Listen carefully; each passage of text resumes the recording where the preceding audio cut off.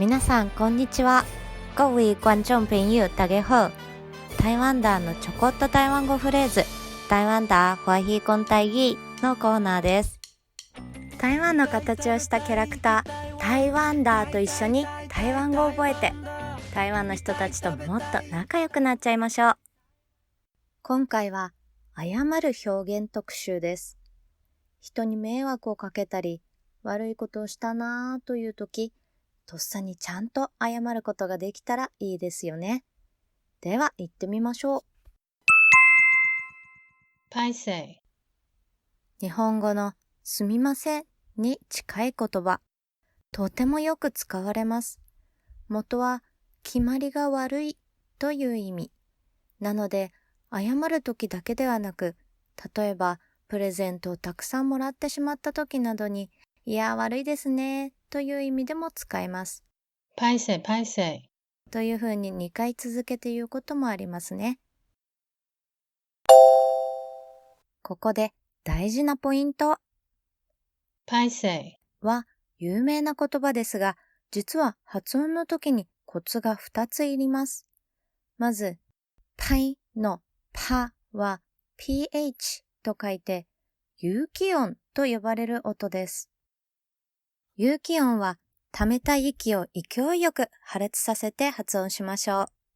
また、パイの最後が nn となっているのは鼻音を表しています。鼻からも息を出して発音しましょう。有機音と鼻音を同時に出すのは最初はちょっと難しいかもしれません。でもこの音をちゃんと出せるとがぜん台湾語らしくなるので、ぜひ練習してみてください。ではもう一度言ってみましょう。拍謝。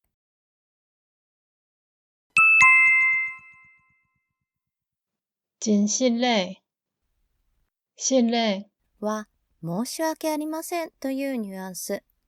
漢字で失礼と書くので意味がわかりやすいですね。拍謝よりももっと本気で謝罪するときに使います。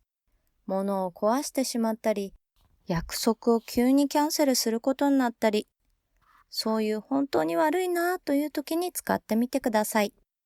ではもう一度言ってみましょう。真失礼。没来。ここからは相手に謝られたときに返事をする表現です。べーは直訳すると、そんなことはありませんという意味。相手が言ったことを否定する意味合いです。謝られたときだけでなく、お礼を言われたときにも使えます。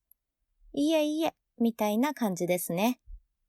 らは語気詞で日本語のよみたいなニュアンスが出ます。もちろんつけなくても大丈夫ですよ。ではもう一度言ってみましょう。没来。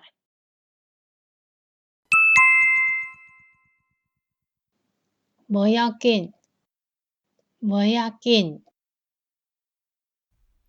これもとてもよく使う表現です。正式な発音は不要緊なのですが、縮めて不要緊と発音されることがよくあります。